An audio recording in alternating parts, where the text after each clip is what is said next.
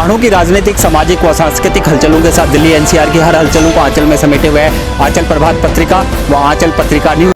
दोस्तों, मैं आपका होस्ट दीप सिलोड़ी लेके आया हूँ आपका खास कार्यक्रम एक मुलाकात। जी हाँ, एक मुलाकात, जिसमें हम बातचीत करते हैं उत्तराखंड की उन हस्तियों से जिन्होंने अपनी कला, हुनर और प्रतिभा से अपनी एक पहचान बनाई है और निरंतर वो उत्तराखंड की संस्कृति के लिए काम कर रहे हैं। साथ ही होती है उनके जीवन के उतार चढ़ावों के बारे में बातचीत, उनके संघर्षों के बारे में बातचीत और उनसे होती है हमारी कुछ खट्टी मीठी बातें अपने खास कार्यक्रम एक मुलाकात में। आज हम आपकी मुलाकात करा रहे हैं उत्तराखंड की एक ऐसी शख्सियत से जिनका पिछले 30-35 सालों का अनुभव उत्तराखंडी संस्कृति, लोकगीतों और उत्तराखंडी सांस्कृतिक कार्यक्रमों में लगातार जुड़ा हुआ है और जो शुरू से ही अपने बचपन से ही रामलीलाओं का मंचन में जो है भाग लेते थे और अपने गुरुओं का आशीर्वाद लेते रहते, क्योंकि उनका कहना है कि गुरु ही उनके लिए सब कुछ है। गुरु से अगर शिक्षा लेते हैं तो जीवन में सफलता ज़रूर मिलती है। निरंतर वो जो है उत्तराखंडी संस्कृति में अपना योगदान देते रहे, कार्यक्रम करते रहे, साथ ही वो जो है कई नए कलाकारों को भी मंच देते रहे और उत्तराखंड की लोक संस्कृति को, लोकगीतों को बचाए हुए हैं। निरंतर दिल्ली एनसीआर में उनका अपना ग्रुप भी चलाते हैं, साथ रुद्र वीणा ग्रुप्स के द्वारा जो है रामलीला का भी मंचन करते हैं। और ये पहली बार ऐसा हो रहा है कि एक दिन की रामलीला जिसमें वो है पूरे रामलीला का जो है सारांश देते हैं और रामलीला का बहुत ही सुंदर प्रदर्शन करते हैं और ये दिल्ली एनसीआर में लोग काफ़ी पसंद करते हैं। निरंतर जिस तरह से उनको लोग प्यार देते हैं, सम्मान देते हैं और उस तरह निरंतर हम कह सकते हैं कि उनका योगदान उत्तराखंड गीत संगीत और उत्तराखंड संस्कृति के लिए एक बहुत ही योगदान है और उनका सराहनीय कार्य है। और जिस तरह से वो नए युवा कलाकारों को मंच देते हैं, वह भी युवा कलाकार उनको अपना गुरु के रूप में मानते हैं, प्रेरणा स्रोत मानते हैं। तो आइए आज हम बातचीत करते हैं उत्तराखंड के लोक गायक शिवदत्त पंत जी से।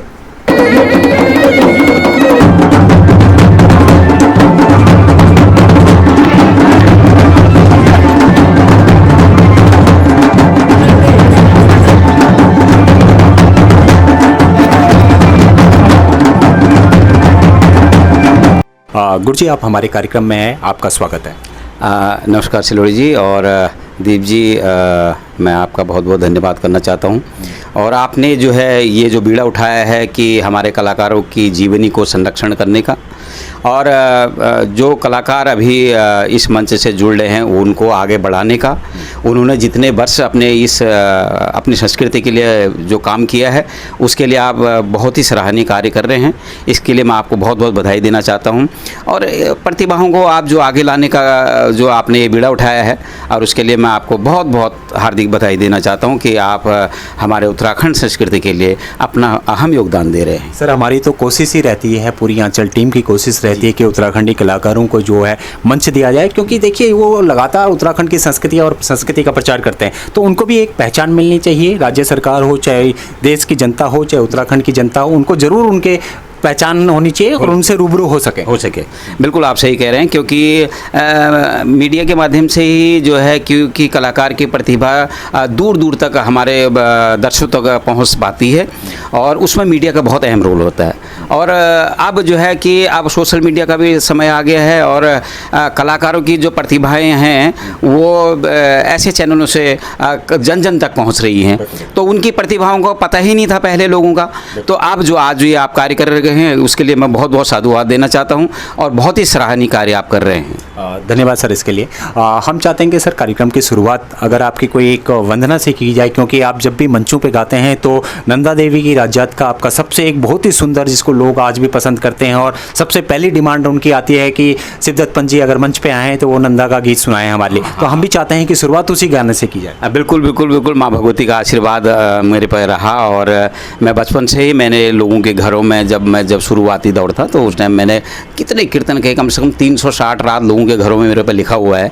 तो माँ भगवती का आशीर्वाद है जो कि उसने जो दिया और जो ज्ञान दिया, और उस ज्ञान को मैं कोशिश कर रहा हूँ कि आगे अपने लोगों तक पहुँचा पाऊँ, और उसका आशीर्वाद है, उसको नमन करता हूँ। तो उसी में सबसे पहले तो स्तुति भगवान गणेश की होती है। देना है जया मेरा गणेश भगवाना, यशु फल है जया मेरा पंचे नाम देवा। देना है ये जया मेरा गाँव का भूमिया, सुफल है जया मेरा बाला रे गोरिया, देना है ये जया, मेरा बदरी बेसाला, सुफल है जया, मेरा हरजू को हरि द्वारा। और अपने इष्ट देवी देवताओं को नमन करता हूँ।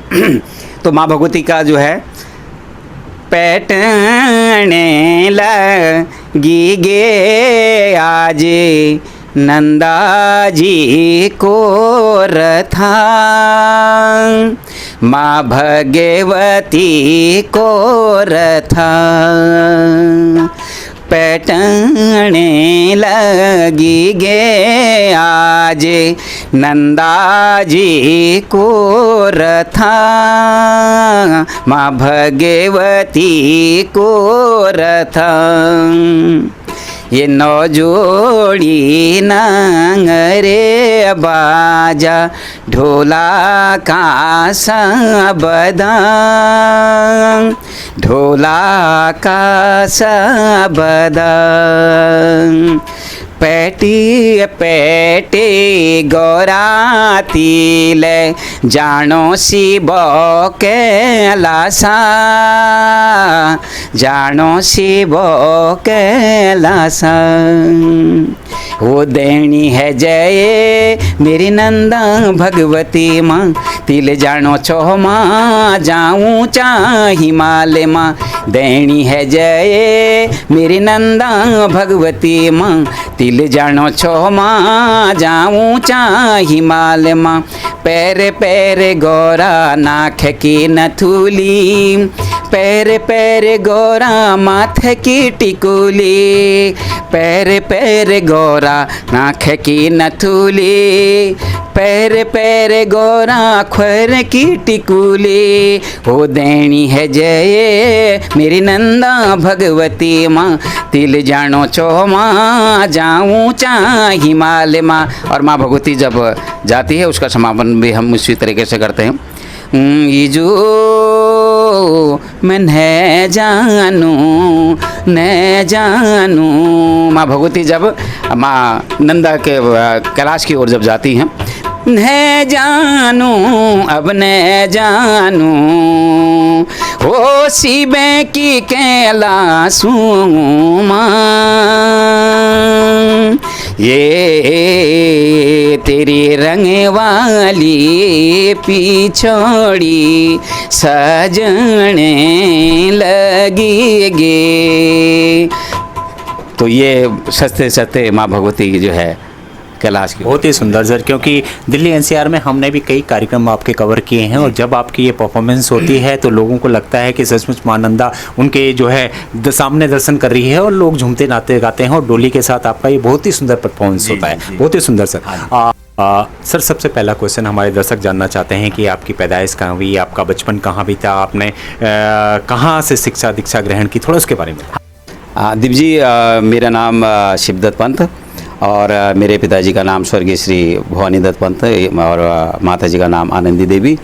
और मेरा जो गांव है ग्राम धारण और पोस्ट ऑफिस पंत गांव और जिला अल्मोड़ा और तहसील मेरी भिकियासेन है। और इसी गांव में मेरा जन्म हुआ और यहीं से मेरी पढ़ाई शुरू हुई। और मैंने जो है पहली कक्षा में जो है अपने गांव से सर दूर था, पंत गांव में एक जगह है और पंत गांव हमारे गांव के अगल बगल ही हमारे दोनों गांव के बीच में है। तो इतनी दूर स्कूल था तो बचपन में मेरी बहनें मुझे ले जाती थी पंत गांव स्कूल पढ़ाने के लिए। तो उस स्कूल से, उस पाठशाला से मेरा शुभारंभ माँ सरस्वती का ज्ञान हुआ। सुनने में आया कि सर आप बचपन से ही जो है आपको रामलीलाओं का बड़ा मंचन का शौक था, स्कूल के हर कार्यक्रम में आप भाग लेते थे और गुरुओं का आप बड़ा सम्मान करते थे। तो ये क्या था, शुरू से ही आपको गीत संगीत और ये संस्कृति के प्रति अपना लगाव शुरू से ही था क्या? हाँ, ऐसा है कि जब मैं स्कूल पढ़ता था वहाँ भी आप गुरु तो हमारे वहाँ भी हुए, चाहे शिक्षा के गुरु हो चाहे संगीत के गुरु हो। अब वो गुरुओं का भी मैं बहुत बहुत आभारी हूँ जिन्होंने मुझे वो संस्कार दिए, बहुत समझाते थे और जीवन में आगे बढ़ने का ज्ञान देते थे। और जब हमारे वहाँ आपको भी पता होगा कि जब उस ज़माने में हमारे टाइम में जो है बाल सभाएँ होती थी, तो बाल सभाओं में जो है सभी का जो है शनिवार को जो है एक उनकी जो है प्रतिभाओं को जो है टीचर गुरु लोग जो है आगे निखारने के लिए जो है बाल सभा में उसमें कितना टैलेंट है उसको आगे बढ़ाते थे।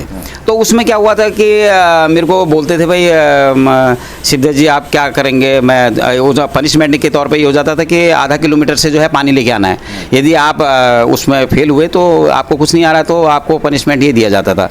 तो गुरुओं की तरफ से ये दिया जाता तो हम अपने उसको हमको पनिशमेंट न मिले उसके लिए मैं जो है मैंने गुरुजी हाथ खड़ा कर दिया था, मैं गाना गाऊंगा। और हमारे गुरुजी कहते हैं अरे गाने ही गाते रहोगे क्या, पढ़ाई भी करोगे?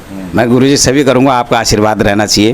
तो दीप जी उस टाइम मुझे बहुत याद आता है, मैं गाना उस टाइम गुनगुनाता था। कौन सा गीत कोई अगर हमारे दर्शकों को आप सुना दें दो लाइन? मतलब काफ़ी समय का हो गया। ये तले शारी मल शारी हरिया को देनालू चुपटेलो भरिया, तले शारी मल शारी हरिया को देनालू चुपटेलो भरिया। ये गाना जब मैं सुनाता था तो गुरुजी मन ही मन मुस्कुराते थे और कहते थे कोई बात नहीं, तुम आगे बढ़ो और पढ़ाई सबसे पहले ज़रूरी है। तो उन्हीं का आशीर्वाद है, वहाँ से मेरे को ये चीज़ें मिली। और उसके बाद तो जो आपने पूछा कि गांव के अंदर में, हमारे गांव के अंदर में जो हमारे एरिया में जो थे तो रामला होती थी, हमारा गांव सबसे टॉप में हुआ करता था रामला में। तो हमारा गांव का ही नवा मंगल दल था, वो बाहर रहता था कालागढ़। तो उन बच्चों में एक जिज्ञासा थी और कि हम अपने गाँव में जाके ना कुछ करें। तो प्रभु राम की लीला का उन्होंने मंचन का बेड़ा उठाया। तो मंचन का बेड़ा उठाया तो वो जज्बा हम में वो चीज़ आया। तो हमारे भाई लोग थे, एक हमारे बहादुर सिंह विश्व भाई थे और काफ़ी लोग थे उसमें। एक हमारे चंदन सिंह गुरु जी थे, रावत जी, वो मेरे गुरु थे, तालीम करते थे, वो हमें सिखाते थे। वो दूसरे टानी गांव से आते थे। गिरधर सिंह जी थे हमारे वहाँ हारमोनी मास्टर थे। वो गुरुजनों का तो बहुत ही आशीर्वाद रहा। और इतना तक कि जब मेरे को पहली बार जो है सखी का रोल भी मिला, उसके बाद शत्रुघ्न का रोल भी मिला, फिर भरत का रोल भी मिला, लक्ष्मण का रोल भी मिला। जब मैं लक्ष्मण के रोल में पहुंचा तो एक गाना था पिनाक पुराना मुनि जी। अच्छा, उसमें मैं ना वो उस गाने में मैं अटक गया। पीना के पुराना मुनि जी धनु से पुराना का हेरी से हो। ये गाना मेरे से ना गलत गाया गया। हमारे गुरुजी ने आके बड़ी महफिल में मेरे को चांटा लगा दिया। उस टाइम मैं बता रहा हूँ, अब मेरा बचपन था, मैंने कहा मैं नहीं खेल रहा हूँ जी, ये पार्ट वाट माफ नहीं कर रहा हूँ। तो एक हमारे बड़े भाई थे, उन्होंने कहा गुरुजनों का आशीर्वाद हर एक को नहीं मिलता है। दीप जी वो चैंटा मैंने खाया, उसके बाद जब मैंने वो लक्ष्मण का पार्ट खेला, मैं पूरे इलाके में फेमस लक्ष्मण था। अपने एरिया में कहते थे कि वो गांव का जो है लक्ष्मण था। मेरे भाई भी थे, वो भी उससे पहले लक्ष्मण का रोल करते थे, उनके बाद मेरे को मिला। तो मतलब वहाँ पर से मेरे को जिज्ञासा बढ़ती गई कि हाँ, गुरुओं ने जो सिखाया कि गुरु सम्मान। और उसी गुरु जी के जो मैं जब एक दफ़ा गांव में कार्यक्रम करने गया था, वो दूसरे गांव के थे, तो वहाँ भीड़ में वो बैठे थे, बुजुर्ग हो गए थे। हमारे गुरु जी ने जो वो चैंटा मारा, जब मैंने उनको देखा, मैंने कहा यार ये तो मेरे गुरु जी है। मैंने उनको मंच बुलाया, फूल मालाओं से उनका स्वागत किया। स्वागत करने वो चक्कर में पड़ गया, यार इतना बड़ा कलाकार ये कौन से मेरे को फूल मालाओं से स्वागत कर रहा है, वो ऐसे हो गए। गुरु का सम्मान आपने? हाँ, मेरे गुरु, मैंने उनका चरण छुए और मैंने लोगों को बोला कि गुरु सम्मान आप इनको जानते हैं? ये हमारे टानी के चंदन सिंह बी जी हैं, जिन्होंने मुझे बचपन में चैंटा भी मारा था भरी महफिल में। और इनके आशीर्वाद से मैं कुमाऊं कीर्तन मंडली, जो पर्वतीय कला केंद्र की एक सपोर्टिंग था, उस कुमाऊं कीर्तन मंडली मैं सन 1991 से सब कुछ म्यूजिक से लेके पूरा बच्चों को सिखाया। इतनी बड़ी, जहां भोपाल विजेता जी उत्तराखंड के महान संगीतकार बजाते थे, मैं 21 साल के लड़के को जो है मुझे वहाँ चांस मिला हमारे गुरुओं की बदौलत। तब से मैं, प्रभु राम की कृपा रही आप लोगों के बीच में। गुरुजी, साथ में आपके समय के टाइम पे जो है कई लीजेंड कलाकार होते थे। हाँ। उत्तराखंड के चंद सिंह राही जी हो गए, गोपाल बाबू गोस्वामी जी हो गए, हाँ। हीरा सिंह राणा जी हो गए। हाँ। क्या बचपन पे आप इनके गाने सुनते थे और किस तरह से इनसे इंस्पायर हुए आप, और क्या आपको अनुभव याद आ रहा है इनके साथ? मेरा बहुत गुरुजनों का तो ये है कि जब मैं बचपन में गाँव में था तो हमें ये पता ही नहीं था कि हमने क्या करना, हमारा कोई भविष्य नहीं था। तो उस टाइम जो है आकाशवाणी से गाने आते थे। गोपाल बाबू गोस्वामी जी के गाने आते थे, कैले बजे मुरली आते थे, अपना जो है लखनऊ से आते थे, नजीमाबाद से आते थे। और हमारे गुरुजी चंद्र सिंह राय जी के गाना मुझे अभी भी याद है, हिलमा चांदी को बटना, दो लाइन अगर हमारे द पहिल मां चांदी को बटेना रेंदी दिल मां तू मरी रटना। हाँ बहिल मां, हाँ बहिल मां चांदी को बटेना रेंदी दिल मां तुम्हारी रटना। ये गाने में सुनता था। उसके बाद जो है अपने गुरुजी नरेंद्र सिंह नेगी जी का गाना मैं सुना कि वो था म्यारू गले देसा है। ये गाना उनका मुझे बहुत पसंद था, बहुत मैं उस टाइम गुनगुनाता था हर जगह। तो ये मेरी प्रेरणा स्रोत है। उनसे इनसे मैंने काफ़ी चीज़ सीखने की कोशिश की। और हमारे जागर सम्राट जो है क्या बोलते हैं प्रीतम भरतवाण जी थे, और ये हमारे मतलब सभी लोग हमारे इतने वो थे जिनके साथ मैं रहा, काम भी किया, वो भी किया, और गुरुजनों का तो मुझे आशीर्वाद मिला। यानी जब आप इन लीजेंड कलाकारों को उस टाइम हीरा सिंह राणा जी, हाँ सॉरी मैं हीरा सिंह राणा जी थे जो हमारे गुरुजी थे, वो भी मेरे साथ, मैं उनके साथ काफ़ी संगत करने का मौका मिला। और काफ़ी कुछ मुझे ले गए, गाँव में ले गए, और बहुत कुछ सीखने को मिला मेरे।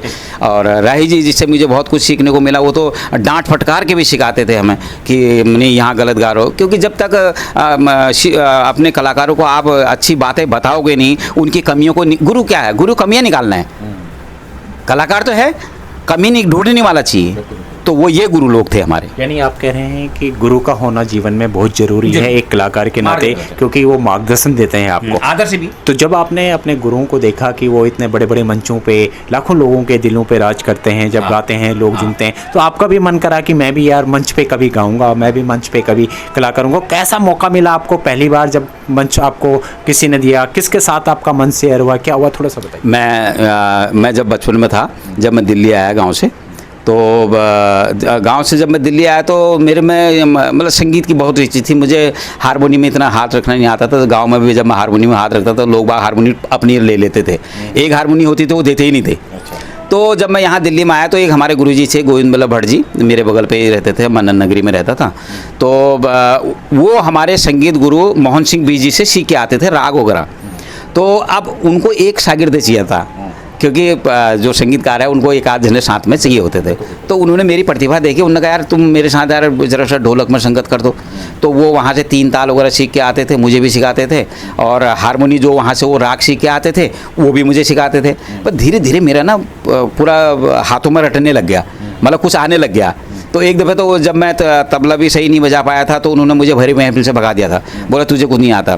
भाई साहब मैंने आपको दीप जी, मैंने अपने डेक्स होते हैं ना, डेक्सों में वो ताल को निकालने की कोशिश करी। मेरे को इतना बुरा लगा उस दिन कि मैं अपने अंदर कुंठा महसूस होने लगी। जब पब्लिक के अंदर में आपका तिरस्कार हो जाए, तो फिर उसके बाद तो फिर जब मैंने वो ताल मुझे आई तो मैं उनके पास गया, मैंने कहा गुरुजी आप देखना। हाँ बोला अब थोड़ा हो सकता है, अभी कुछ नहीं हुआ है, हो सकता है, कर रहा है, करने की क्षमता तेरे में है, यदि मेहनत करेगा तो आगे बढ़ेगा। तो उनका आशीर्वाद है, उन्होंने मुझे थोड़ा बहुत सिखाया वहाँ से। उसके बाद धीरे धीरे जैसे आपने मुझे आगे बोला था कि मैंने एक कीर्तन मंडली बनाई, सरस्वती उत्तराखंड कीर्तन मंडली, जिससे मैंने लोगों के घरों में 360 रात, मेरे पास लिखा हुआ अभी तक, फ्री कॉस्ट, कोई पैसा नहीं, लोगों के घर में कीर्तन किया। मेरे 8-10 बच्चे थे, वो मेरे साथ लगे रहते थे। गांव में भी गए हम, मतलब इतना सामान था हमारे पास, मतलब फोटो वगैरह और अपने ड्रम सेट वगैरह सब कुछ थे। ये हमने उन्हीं 11-11 रुपये में से जोड़ के इतना सामान जोड़ा। तो उसी से हम बच्चों को भी प्रेरणा थी, अपने गाँव में भी थी, हमारे गाँव के बच्चे भी वो जो है वो भी प्रेरणा लेते रहे। पहली परफॉर्मेंस जब आपकी हुई मंच पे, तो आपने गुरखिया चली भाकुनी वाला गीत गाया था। कैसा लगा जब हजारों दर्शकों के बीच में आपने ये गाना गाया, और कैसे मौका मिला इस गाने का? इस गाने का मौका हमारे एक महेश मटवाल जी थे, और मदनगिरी में वो हीरा सिंह राणा जी के बहुत गाने गाते थे, और उस टाइम वो मंचों पे भी गाते थे। तो एक दिन वो हमारे घर आए नन्नगिरी में, तो मेरे से मिलने आए थे। तो उनके साथ जो है हमारे एक जगदम्बा थपलियाल जी थे, और एक आपने देखा होगा कि बहुत पुराने आर्टिस्ट थे बालम बिष्ट, वो साथ में आए थे। तो बालम बिष्ट जी हमारे गढ़वाल क्षेत्र पौड़ी के थे। तो वो आए और उन्होंने, मटवाल जी ने बोला यार शिवदर्पण जी भी गाना गाते हैं। तो बालम भाई ने बोला यार भाई आप एक गाना सुनाना।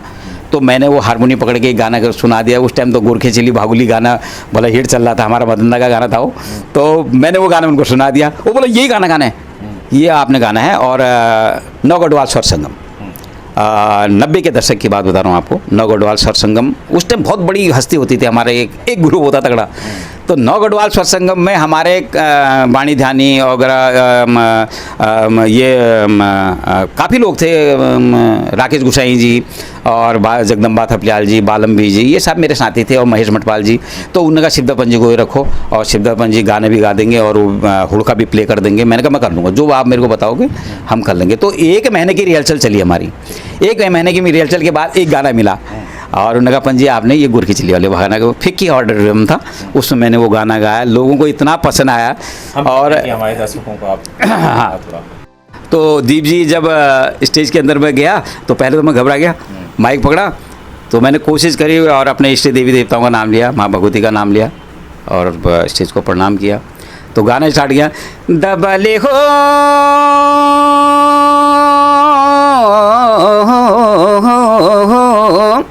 अजगर करे ना नौकरी चाकरी, पंछी करे ना कामा, पहाड़ जानू ह्यो पड़ू छ भागुली, ये भाबरुमा घामा, ये भाबरुमा घामा, सब दगड़ियों हैं मेरे रामो रामा, दपे गुर खेचेले भागुले, हौसिया बना मेरी रामो रामा, हे गुर खेचेले भागुली, हौसिया बना मेरी रामो रामा, पाधनु लोडा गोपाला, गोपाला लोडा म्यारो हाथा थामा।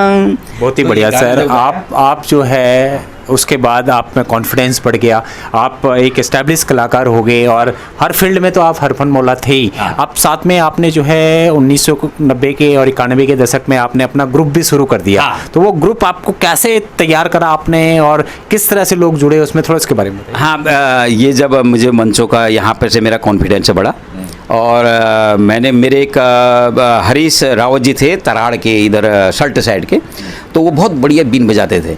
तो एक दफ़े वो जब मेरे संपर्क में आए, कि कोई लाए थे उनको मेरे संपर्क में, उन्होंने कहा गुरुजी आपको गाना आता है, आपको बजाना आता है, और आप बच्चों को सिखा रहे हैं, और आप जो है अपना ग्रुप खोलिए, अपना एक मंच बनाइए जिसमें हम लोग सब मिक्सअप काम करेंगे।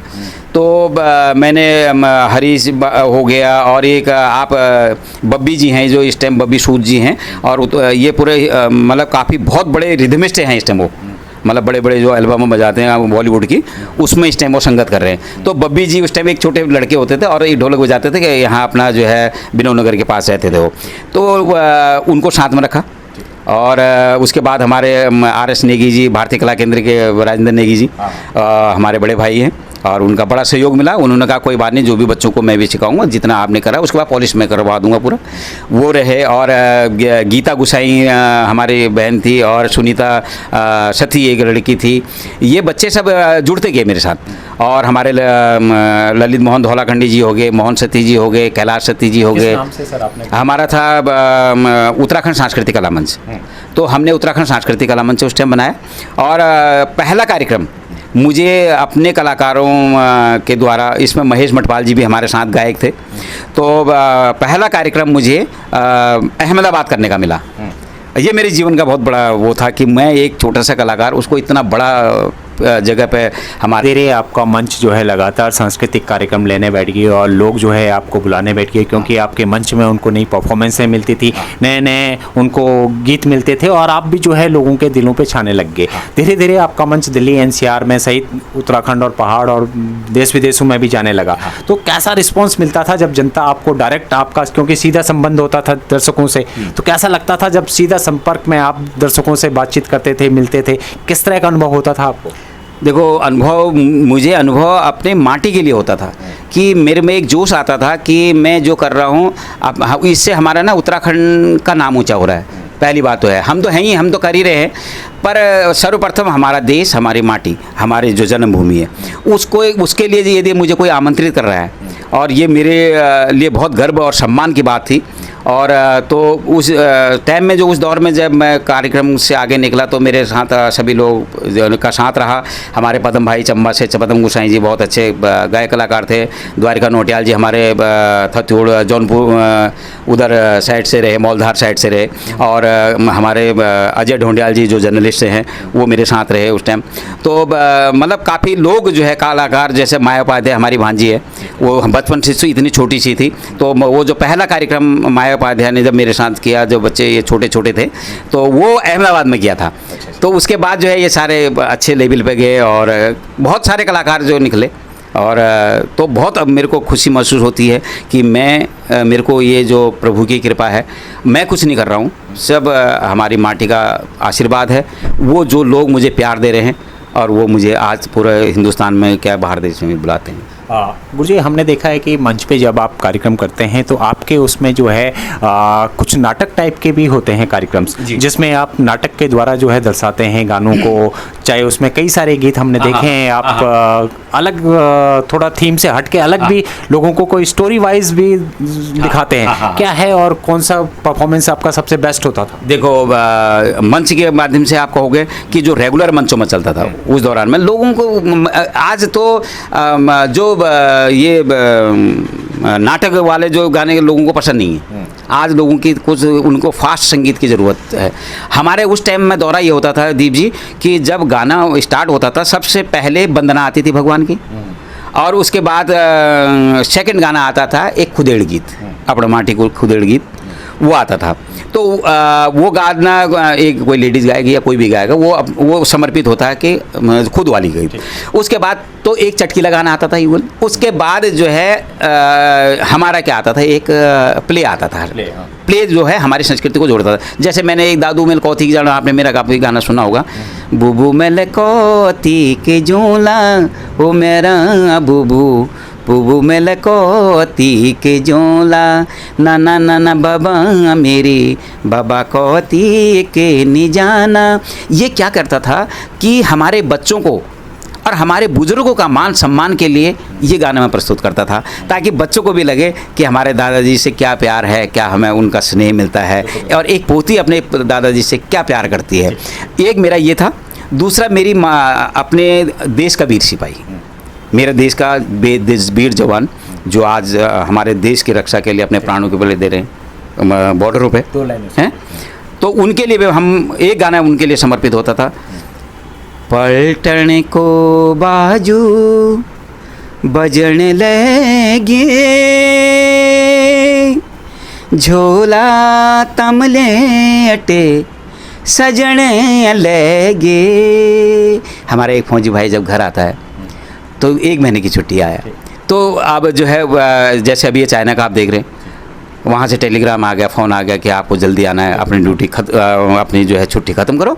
तो माँ कहती थी बेटा तू एक मेरे नानच है, तू परदेश जा ले, विदेश जा ले, कैसी रह ले, बॉर्डर पर जा ले, मगर बहुत परेशानी है। तो माँ को समझाता है। वहाँ हम कह सकते हैं कि आपके सांस्कृतिक कार्यक्रमों में हर तरीके के जो है विधा के जो है गाने, हर विधा की जो है कला आप जनता को प्रस्तुत करते थे। लोकगीतों से लेके चटकीले गानों से लेके भक्ति गीतों से लेके मंचन से लेके सब कुछ आप उनको एक सांस्कृतिक कार्यक्रम में पिरो के देते थे, जिसके कारण जो है लोगों को आपके सांस्कृतिक कार्यक्रम बहुत पसंद आते थे। और आज तक जो है लोग आपको पसंद कर रहे हैं और निरंतर आज आप एक स्टैब्लिश लोक कलाकार के तौर पे आपका मंच कार्य कर रहा है। जी दीप जी, पता क्या है, जब मैं ये आर्मी वाले गाने की बात बता रहा हूँ आपको, तो जो माँ अपने वाइफ को समझा देता है, माँ को समझाता है, तो माँ से मैं जो लाइन में बता रहा हूँ,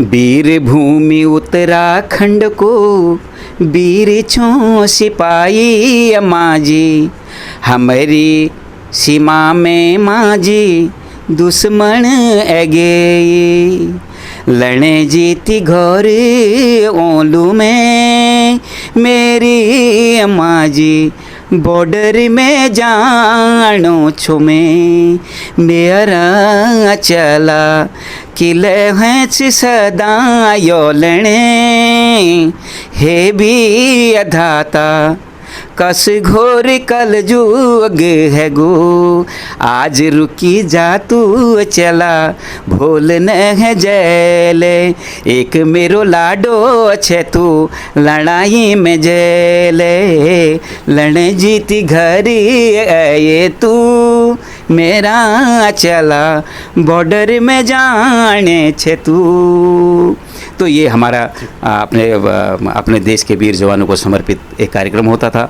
ऐसे कितने कार्यक्रम थे, जैसे रामी बोरानी होगी और भिटोली होगी, और आज़ादी में उत्तराखंड का योगदान जो मेरा प्ले था वो बहुत लोगों को पसंद आया। तो ये चीज़ें मैंने काफ़ी अपनी लिखी और खुद, इसीलिए हम कह सकते हैं कि आज आपको जो है लगातार सांस्कृतिक कार्यक्रम मिल रहे हैं दिल्ली एनसीआर और दिल्ली से बाहर भी, क्योंकि आप भी जो है आज भी उत्तराखंड की संस्कृति को आप बचाए हुए हैं, उत्तराखंड के संगीत और लोक संगीत को आप जिंदा रखे हुए हैं इस मंच पे। जी दीप जी, मेरा ये फ़र्ज़ है, मैंने उस माटी में जन्म लिया है, उत्तराखंड की पावन धरती में, और ऐसी माटी में हर एक को जन्म मिलना बहुत कम ही मिलता है।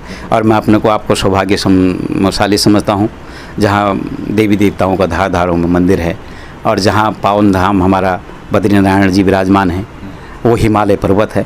तो ऐसे माटी में मैंने जन्म लिया, तो मेरा भी एक फ़र्ज़ बनता है कि मैं अपनी माटी को कुछ ना कुछ दे के जाऊँ। ये ज़िंदगी तो छोटी। अच्छा सर, आप सांस्कृतिक कार्यक्रम तो कर ही रहे थे, काफ़ी एस्टैब्लिश कलाकार हो गए थे, आपने कुछ कैस्टें भी निकाली थी अपनी, लेकिन आप एल्बम और कैस्टों की तरफ आपका ज़्यादा रुझान नहीं गया, आप जो है सांस्कृतिक कार्यक्रमों पे आपने ज़्यादा ध्यान दिया। आखिर क्यों? क्योंकि एल्बम और कैस्टों को चाहे तो ज़माना काफ़ी हिट रहा लगातार, लेकिन आप उस तरफ कम गए, क्यों? दीप जी, ये था कि मैंने जब मेरी कम से कम 10-12 एल्बम, 15-20 एल्बम होंगे कम से कम उस टाइम में, तो मैंने गाया, काफ़ी गाने गाए, और गाने गाने के बाद भी मैंने काफ़ी एल्बमों का वीडियो बनाया, और उस टाइम अपने जेब के पैसे लगा के भी किया, ताकि हमारे कलाकार की पहचान भी बने जो मेरे साथ जुड़े हुए, और मैं अपने संस्कृति के लिए भी काम करूं, जैसे मालू सीडी है और गोरखे चिली भागुली है, और मतलब कितने एल्बम थे जो मैंने किए हैं उस टाइम, कम से 10-15 एल्बम का मैंने डायरेक्शन किया। प्यार हमने देखा सांस्कृतिक कार्यक्रम ही रहा। सांस्कृतिक कार्यक्रम में क्या है कि मेरे साथ डायरेक्ट दर्शक जुड़े रहते थे। अब दर्शक जुड़े होने की वजह से ज़्यादा जो परफॉर्मेंस मेरी होती थी, लोग उसको पसंद करते थे उस दौर में, क्योंकि और तो कुछ था ही नहीं, तो स्टेज प्रोग्राम था। स्टेज प्रोग्राम में ज़्यादा से ज़्यादा मैं काफ़ी इन्वॉल्व रहा, हर जगह मतलब पूरे हिंदुस्तान में घूमते रहते थे। कैस्टों में कोई आपकी सबसे सुपर हिट कैसेट जिसका कोई गीत आपको याद आ रहा होगा हमारे पास? मेरी जो है रंगोली कैसेट थी, और रंगोली कैसेट में मेरा बहुत माँ गर्जिया वाली का एक गीत था, मेरी घर जिया देवी माँ तेरी जय जयकार, तेरी जय जयकार माँ तेरी जय जयकार, शरणे ऐरो यू मैया, शरणे ऐरो यू मैया, सुनिए पुकारे मेरी माता महामाई, सुनिए पुकारे माँ तेरी जय जयकार। ये मेरी पहली कैसेट की था। उसमें जो है एक गाना था, बहन मीना राणा ने मेरे साथ दिया था उसमें, शिवदत्ते पंडिता रे तेरी गाड़ी चली सरे, तेरी गाड़ी चली सरे हे सरे, बागेश्वरे बाजारे, तेरी धोती उड़े फरे, तेरी धोती उड़े फरे हे फर। उस ज़माने में ऑडियो के टाइम में ये काफ़ी कैसेटें बिकी थी यहाँ हमारे, जब दिल्ली से हम हृदय कुमाऊनी से निकाली थी, तो काफ़ी और कैसेटें भी है, रामा से थी, और ये सोनोटोन से कैसेटें आई, कितनी आई, तो बहुत कैसेटें थी, ऐसे कुछ नहीं है। पर यह है कि मेरा रुझान अपने कल्चर की तरफ ज़्यादा था। आप मंचन कर रहे थे, लगातार जो है सांस्कृतिक कार्यक्रम कर रहे थे, कैसेटें आप निकाल रहे थे, साथ ही जो है आपने दूरदर्शन और आकाशवाणी के लिए भी कई गाने गाए हैं, वहाँ पे भी आपको बुलाया जाता था, तो क्या है ये और कैसे मौका मिला आकाशवाणी और दूरदर्शन में गाने का? देखो, आकाशवाणी दूरदर्शन, आकाशवाणी में तो मेरे को जो है विविध भारती के लोक मंगल कार्यक्रम आता था, तो उससे उन्हीं का खुद ही फ़ोन आया कि आपको जो है आधा घंटे का विविध भारती पे लोक मंगल कार्यक्रम में देना है, उत्तराखंड के गीत देने हैं। तो उसमें मैंने अपने वहाँ का झोला और छपेली और ये गीत जो है मैंने विविध भारती के लिए दिए थे। और उसके बाद जो है दूरदर्शन के माध्यम से, जैसे हमारे राय जी थे वो मुझे ले जाते थे दूरदर्शन में, काफ़ी कार्यक्रम में उन्होंने मुझे गवाया। और उसके बाद जो है फिर दूरदर्शन में मेरे को खुद ही हमारे जोशी साहब थे और उन्होंने मेरे को बोला कि आप भी अपने एक आध प्रस्तुति दें अपनी गढ़वाल और कुमाऊँ की। तो मुझे बहुत खुशी हुई, तो मैंने जो है पहला कार्यक्रम होली दिया। उसके बाद मुझे दूसरा कार्यक्रम दूरदर्शन में अपने गढ़वाल क्षेत्र का मिला, जिसमें मैंने गढ़वाल के कई गाने जो थड़िया चौफुला वगैरह दिए। और उसके बाद फिर एक कुमाऊँ का मेरे को एक मौका मिला, उसमें मैंने जो है कुमाऊनी गीत वगैरह ये दिए। चाहते हैं कि सर कोई ट्रेडिशनल फोक अगर आप हमारे दर्शकों को सुनाते हैं, जो आप दूरदर्शन या आकाशवाणी में गाते थे, कोई ट्रेडिशनल फोक अगर सुनाते तो बहुत ही जो मैंने आकाशवाणी में गाया था उस टाइम तो जो है मैंने वहाँ झोड़ा गाया था, क्योंकि उन्होंने मेरे को बोला था कि आप वहाँ का जो ट्रेडिशनल वहाँ पे था कि एक झोड़ा था, मेरे को अभी हाँ दीप जी मुझे एक गाना याद आ रहा है। ये उत्तराखंडा बेती रंगीला भगवान एगी एगी क्षमा छमी रंगीला भगवान एगी अलखे जगाने रंगीला भगवान एगी उत्तराखंडा बेती रंगीला भगवान एगी बभूति रमाने रंगीला भगवान एगी ग्वेल जू का थाना रंगीला भगवान गरजिया मंदिरी रंगीला भगवान अगी उत्तराखंड बेती रंगीला भगवान अगी। बहुत ही बढ़िया सर। ब्रेक में जाने से पहले सर हम चाहते हैं कि हमारे दर्शकों को आप ये बताइए कि आप पे जो है श्री राम और जो है गर्जिया माँ का बड़ा आशीर्वाद रहा है शुरू से ही। जो है आप श्री राम रामलीलाओं में चाहे आपको उनका आशीर्वाद मिला हो, गर्जिया माँ के आप हमेशा जो है पूजन करते रहते हैं। किस तरह का उनका आशीर्वाद आपके साथ है और किस तरह को देखते हैं? मेरे साथ तो माँ भगवती का आशीर्वाद रहा है और आज भी पूरा जो उसकी डोली है पूरे हिंदुस्तान में क्या पूरे बाहर देश भी घुमाई है। तो उस माँ का आशीर्वाद जब आगे से चलता है तो अपने आप ही सब कुछ सही होने लग जाता है। मैं आज उसकी कृपा से आप लोगों के बीच में हूँ और प्रभु राम जी का तो आशीर्वाद मेरे पास है। और वो मुझे को 30 वर्ष प्रभु राम जी के लगातार रामलीला करने का मौका मिला। 30 वर्ष, एक साल भी नहीं छोड़ा। और जो 20 की रामलीला है उनका तो कोई पता वो नहीं है। तो 30-32 वर्ष मुझे लगातार प्रभु राम की कृपा से रामलीला करने का मौका मिला। और ये उन्हीं की कृपा है कि उनका जो वो अपना आशीर्वाद दे रहे हैं वो निकल रहा है। मैं कुछ नहीं हूँ, प्रभु ने जो दिया है वो मन से निकल रहा है। और उनकी आपने देखा हुआ जो ड्रेस वरेस जो बन रही है वो उन्हीं का, पता नहीं क्या कहते हैं भगवान, वही सब आप देखते हैं। सर ब्रेक पे जाने से पहले एक कोई सुंदर सी चौपाई हमारे दर्शकों को आप सुना दें, फिर ब्रेक लेते हैं हम। उनकी चौपाई जैसे प्रभु राम जी की कितनी चौपाइयाँ वगैरह हैं, दोहे हैं। और मैं सबसे पहले जो है उनको ही नमन कर देता हूँ। बिल्कुल। धरती में लेना अवतार श्री राम जी, क्योंकि महामारी है, कोरोना आया है। हम तो प्रभु से ही कहते हैं कि भैया हमारे सारे मित्रों को सकुशल रखे, हमारे देशवासियों को सकुशल रखे। धरती में लेना अवतार श्री राम जी, धरती में लेना अवतार।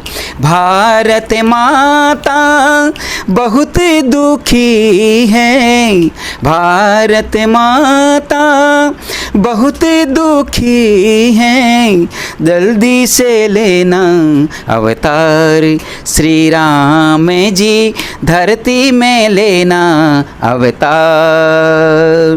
त्रेता युग में रावण मारो, द्वापर युग में कंस पछारो, देर न करो अब इस धरती में, जल्दी से लेना अवतार श्री राम जी, धरती में लेना अवतार।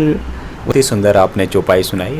कसम से हमें भी वो पहले के समय की जो रामलीला हम गांव में सुनते थे हाँ। वो याद आ गया हम। हाँ। बहुत ही सुंदर आपने रामलीला सुनाई। हाँ। फिलहाल रुकते हैं एक ब्रेक के लिए और ब्रेक के बाद जो है हमारा कार्यक्रम चलता रहेगा। आज हम आपकी मुलाकात करा रहे हैं उत्तराखंड के लोक गायक शिवदत्त पंजी से और ब्रेक के बाद जानेंगे कि किस तरह से उन्होंने एक दिन की रामलीला का मंचन की शुरुआत करी, किस तरह से उन्होंने रुद्रवीणा ग्रुप के द्वारा जो है ये एक दिन का मंचन का रामलीला जो कि आज इतनी फेमस हो गई है कि हर कोई उसके जो है देखना चाहता है, उसको सुनना चाहता है, उस पर बात करेंगे। साथ ही जो आज के युवा पीढ़ी है, युवा संगीत है, सोशल मीडिया का ज़माना आ गया, यूट्यूब का ज़माना आ गया, वो किस तरह से इसको देखते हैं और नए कलाकारों के लिए वे क्या संदेश देना चाहते हैं। साथ ही क्या उनको लगता है कि उत्तराखंड की संस्कृति विभाग या उत्तराखंड की राज्य सरकारें उत्तराखंड के कलाकारों को वो मान सम्मान दे रही है जिसके वो हकदार थे। क्या उत्तराखंडी कलाकार गुमनामी में जो जा रहे हैं उनकी और कोई देख रहा है, उनके लिए क्या ये लोग कर रहे हैं, क्या उत्तराखंड सरकार उत्तराखंड के कलाकारों के लिए क्या कर रहे हैं, उन सभी विषयों पर हम बातचीत करेंगे। फिलहाल रुकते हैं ब्रेक के लिए।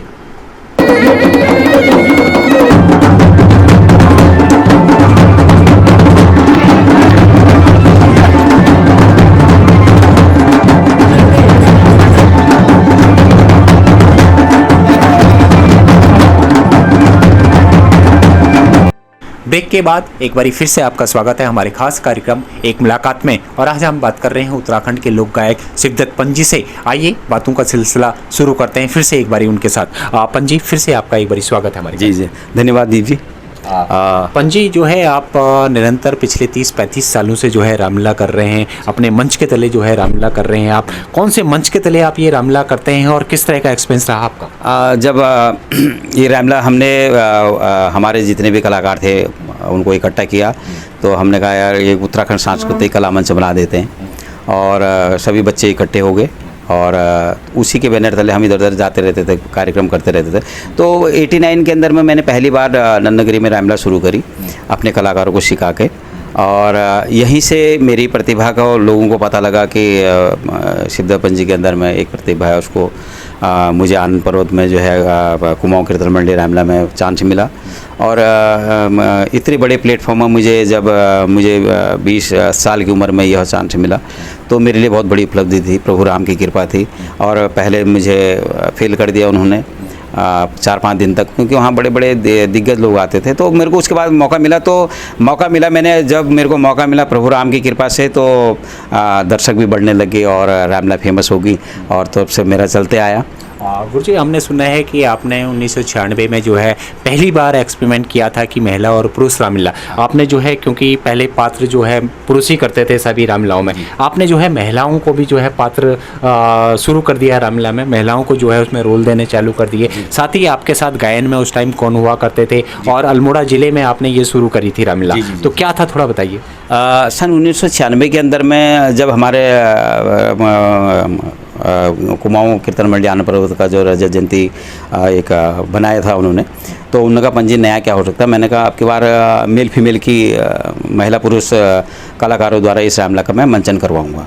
तो वो कॉन्सेप्ट मेरा सबको पसंद आया। हमारे महासचिव से हरीश करगीती जी थे, हमारे अध्यक्ष सुर सिंह जलाल जी थे, हमारे अग्रवाल जी थे, ये सभी लोग थे, उनको ये अच्छा लगा मेरा प्रस्ताव। तो मैंने कलाकार इकट्ठे किए, मैंने ये दायित्व जो है उस टाइम राणा जी भी हमारे साथ गुरु जी थे और उन्होंने पूरा गायकी की भी कमान संभाली और मतलब कलाकारों को जोड़ा। और बहन मीना राणा को मेरे को पहली बार जो है अपने भीमताली रामलीला को उनको बताया कि कैसे उसकी गायकी का अपने चौपाई वगैरह गाने हैं। तो मीना बहन ने बहुत उसमें हेल्प किया मेरा। और बहुत कलाकार थे उस टाइम में जो मेरे साथ में, दलीप मोहन खंडी जी, ये लोग, शिवराज अधिकारी जी, बड़े भाई हमारे, तो काफ़ी लोग थे जो उस टाइम जुड़े हुए थे। क्या लगता है कि लोगों ने एक्सेप्ट करा महिला पुरुष का जो आपने कॉन्सेप्ट लाए थे, बिल्कुल नया कॉन्सेप्ट था, और किस तरह से लोगों ने एक्सेप्ट करा और लोगों को पसंद आई? बहुत पसंद आई क्योंकि ये एक नया रामलीला देखने को लोगों को मिली और जिसमें ड्रेसिंग भी हमने नई तरीके की करी और कलाकारों के लिए। तो लोग इतनी भीड़ थी दीप जी, मैं आपको बता नहीं सकता हूँ कि 2 रुपये का टिकट होता था बाहर और मतलब 2 रुपये का खाली अंदर घुसने का था वो कुर्सी का, तो मतलब हाउसफुल। उसके बाद तो टेंट के आगे जो है वो तोड़ के भी आ जाते थे लोग, मतलब इतनी हज़ारों की तादाद में वो रामलीला को देखने आए थे लोग। कोई परफॉर्मेंस, कोई भीमताली रामलीला का कोई छंद या कोई चौपाई आपको याद आ रही हो जिसकी बहुत डिमांड आती थी, कोई दो उसके लिए? मुझे रामलीला का प्रभु राम जी का ये गाना था, भ्राता यह कैसी फूले रही फूले वारी रही फूले वारी, भैया इस फूले वारी के रंगे बिरंगे क्यारी, भ्राता इस फूले वारी के रंगे बिरंगे क्यारी, कहूँ चातक मोरे चकोरी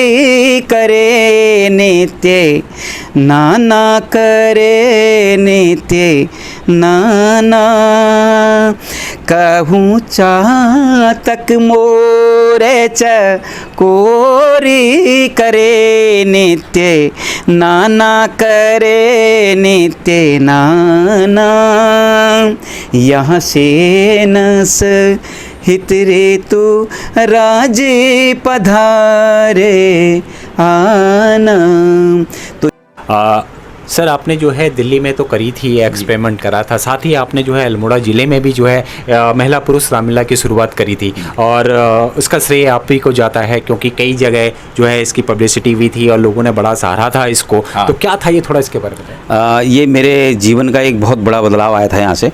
और दीप जी, जब मैंने हमारे एक मित्र थे, उन्होंने बोला कि अल्मोड़ा ज़िले में हमारा भतरोस खान के पास मछोड़ एक इंटर कॉलेज है बहुत बड़ा ऊपर धार में, तो उन्होंने बोला गुरुजी हमारे क्षेत्र में वो हमारे राम का पाठ करते थे, मेरे साथी थे, मैंने सिखाया था उनको, सतीवली अपना था, तो उनके गांव में मैंने रामलीला का ऊपर जो है आयोजन किया, और हमारी ग्रुप द्वारा ही किया गया वो, तो वहाँ के लोगों ने भी सपोर्ट किया था हमें। तो मेरा जब पहली बार जब वहाँ पर रामलीला हुई तो दीप जी मैं आपको बताता हूँ कि हज़ारों की तादाद पे ग्रामीण लोग, सन 97 की बात बता रहा हूँ आपको, और हमारे गुरुजी हीरा सिंह राणा जी थे और उनका बहुत बड़ा सहयोग मिला था, और हमारे शिवराज अधिकारी जी, रमेश लाल जी, सभी लोग, हमारे सत्येंद्र नेगी जी और हमारी बहन मीना राणा जी, और ये मेरे साथी ऐसे थे कि खड़े रहते थे कि भाई ने जो बोल दिया करना है, मतलब इतना जुनून होता था।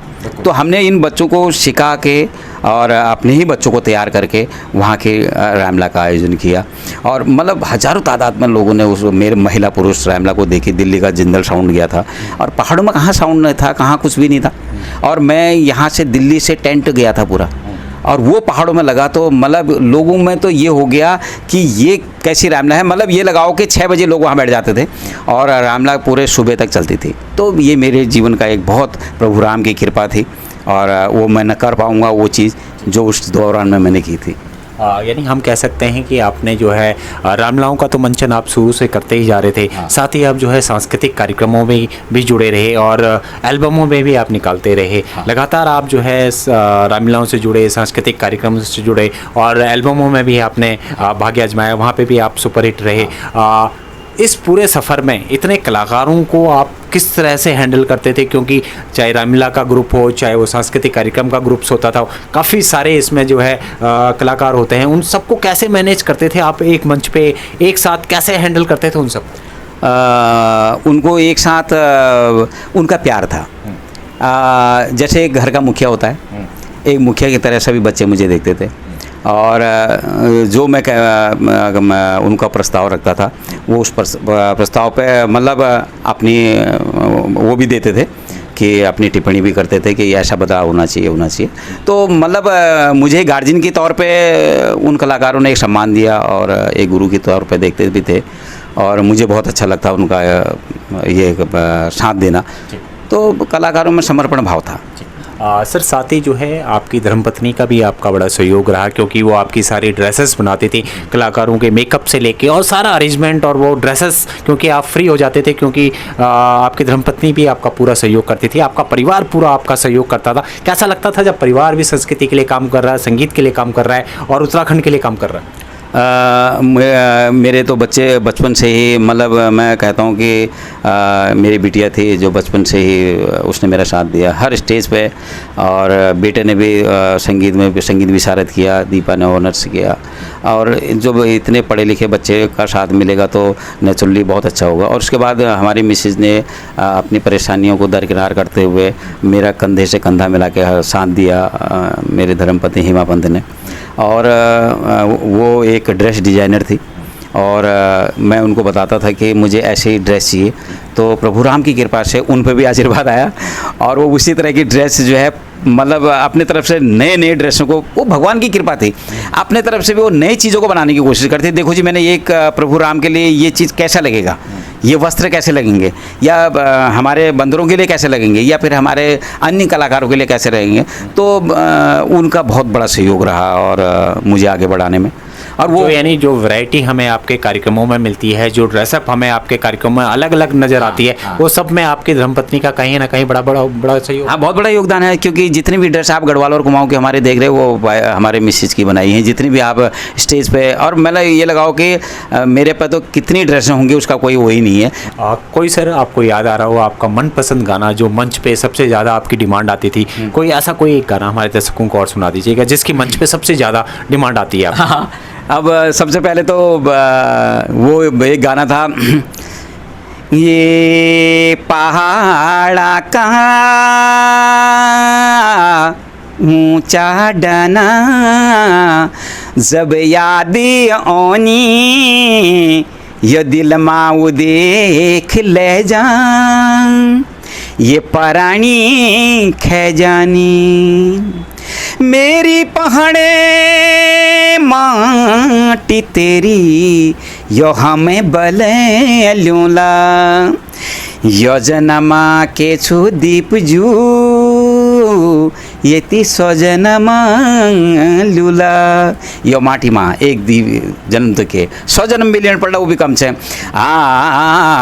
उत्तराखंड की भूमि तेरी जय जयकारे, द्यपतों की तपोभूमि मेरे कुमुगड़ी वाले, ये उत्तराखंड की भूमि तेरी जय जयकारे, हो द्यपतों की तपोभूमि मेरे कुमुगड़ी वाला, आहा द्यपतों की तपोभूमि मेरे कुमुगड़ी वाला, अल्मोड़ा पिथौड़ा गढ़ी वती प्यारो नैनीताली, यो चमोली उत्तर काशी पौड़ी गढ़ेवाल, टिहरी अरी देहरा दोनों भैबणों,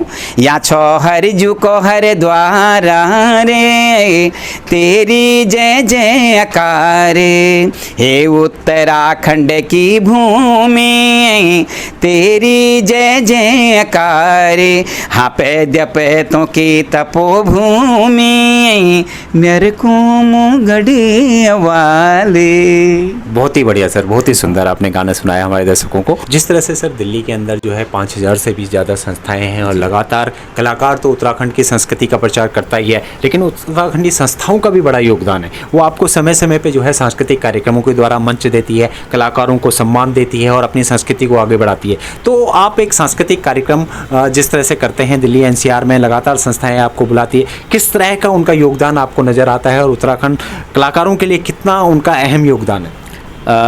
मैं दीप जी, आपने सही पूछा। और हमारी जो उत्तराखंड की संस्थाएं दिल्ली में हैं, और पूरे एनसीआर से लेके यहाँ तक बहुत सारी संस्थाएं हैं, और बहुत सारी संस्थाओं में मैं गया हूँ, और संस्थाओं का बहुत बड़ा योगदान है, क्योंकि एक कार्यक्रम करने के लिए सब कुछ जुटाना पड़ता है। और आज के समय में लोगों के पास इतना पैसा नहीं है, फिर भी मैं उन संस्थाओं का बहुत बहुत धन्यवाद करना चाहता हूँ जो अपनी संस्कृति के लिए और अपनी बोली भाषा बचाने के लिए और अपने बच्चों को अपनी संस्कृति से रूबरू कराने के लिए संस्थाएं रात दिन योगदान करके पैसा जुटा के हमारे कलाकारों को मंच प्रदान करते हैं। और मैं कलाकारों की तरफ से भी उनका धन्यवाद करना चाहता हूं। यदि वो नहीं होते तो आज हमारे कलाकारों को भी जो है मान सम्मान नहीं मिल पाता, उनको पहचान नहीं मिल पाती और उनको जो है आर्थिक मदद भी नहीं मिल पाती है, क्योंकि संस्थाओं के द्वारा काफ़ी अथक प्रयासों से उनको मदद मिलती है कलाकारों को। साथ ही सर आप जो है बाहर और विदेशों में भी गए हैं, विदेशी संस्थाएं भी आपको बुलाती है। जब विदेश में जो है आप परफॉर्मेंस करते हैं तो कैसा लगता है? विदेश में अपने उत्तराखंड का नाम आप रोशन करते हैं, वहाँ की संस्थाएं आपको बुलाती हैं, क्या याद आ रहा है? याद आ रहा है कि अब पहले के ज़माने में अब ज़माने में बहुत अंतर है दीप जी, क्योंकि 2006 से मेरे ख्याल से बाहर देश में कलाकारों को आना जाना शुरू हुआ। और दुबई की ओमान की संस्था थी, हमारे देवेंद्र कुरुंगा जी थे अध्यक्ष, उनके तत्वाधान में पहली बार हमारा एक शिष्टमंडल कलाकारों का बाहर देश गया और उनका बहुत अथक प्रयास मानता हूँ। वो अपने कलाकारों को वो और उसके बाद जो है दुबई में वो आए तो दुबई में भी उन्होंने अपनी संस्कृति के लिए, अपनी माटी के लिए काम करते रहे। उत्तराखंड एसोसिएशन से श्री देवेंद्र कुरुंगा जी हमारे उत्तराखंड के ऐसे विभूति हैं, मैं उनको भी नमन करता हूँ, क्योंकि ऐसे व्यक्ति यदि हमारे अभी जैसे न्यूजीलैंड में हुआ या फिर इंग्लैंड में हुआ, अब ऑस्ट्रेलिया में हुआ, तो पहले शुरुआत जो है हमारे ओमान वालों ने की, उसके बाद जो है दुबई में आए तो सबसे पहले व्यक्ति हमारे देवेंद्र कुरुंगा जी थे और जिन्हें हमारे कलाकारों को, गढ़वाल और कुमाऊं के कलाकारों को एक पहचान के लिए अंतर्राष्ट्रीय मंच से दिया। परफॉर्मेंस होती थी जब आप विदेशों में जो है विदेशी धरती पे जो है उत्तराखंड की संस्कृति को बिखेरते थे, तो कौन सा आपका ऐसा गीत था जिसको आप हर कोई पसंद करना चाहता था, हर कोई सुनना चाहता था? कौन सा सुनाते थे आप? मेरा तो जैसे आपने पहले अभी उत्तराखंड वाला गाना सुना था और उसके बाद जो है मेरे पहाड़ा तो कोने भूलो लो हम कि जखी भी जोलू जाल रोलू तेरा गीत गोलू हम, मेरे पहाड़ा तुके ना भूलो लो हम, मेरे पहाड़ा तुके ना भूलो लो हम, जखी भी जोलू जाल रोलो तेरा गीत गोलू हम, जा भी जोलू जा भी रोलू तेरा गीत गोलू हम, डन खना में देव तू कथान छे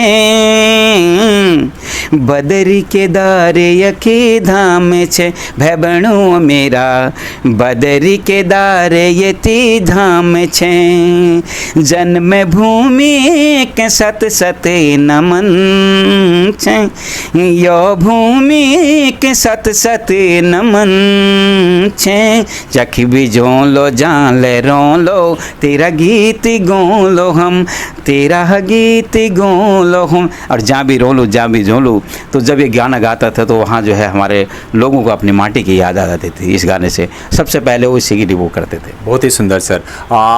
सर आपने उत्तराखंड के हर दिग्गज कलाकार के साथ मंच शेयर करा है, हर कलाकार के साथ आपने जो है मंचों पे गाना गाया है। कैसा लगता था जब बड़े बड़े कलाकारों के बीच में आप लोग गाते हैं और सब मिलजुल के एकजुटता के साथ जो है कार्यक्रम करते हैं, तो किस तरह से उनके साथ तालमेल आपका बनता है और किस तरह से लोग सपोर्ट करते हैं, क्या कहेंगे?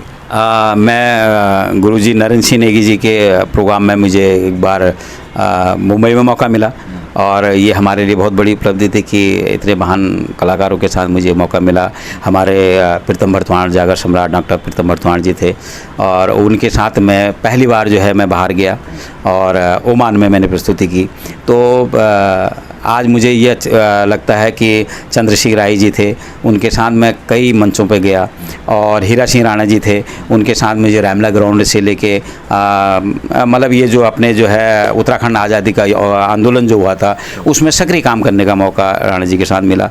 तो ऐसे गुरुजनों के साथ काम करने से हमारा जोश दुगना हो जाता है और हमारे अंदर एक प्रतिभा और बढ़ जाती थी।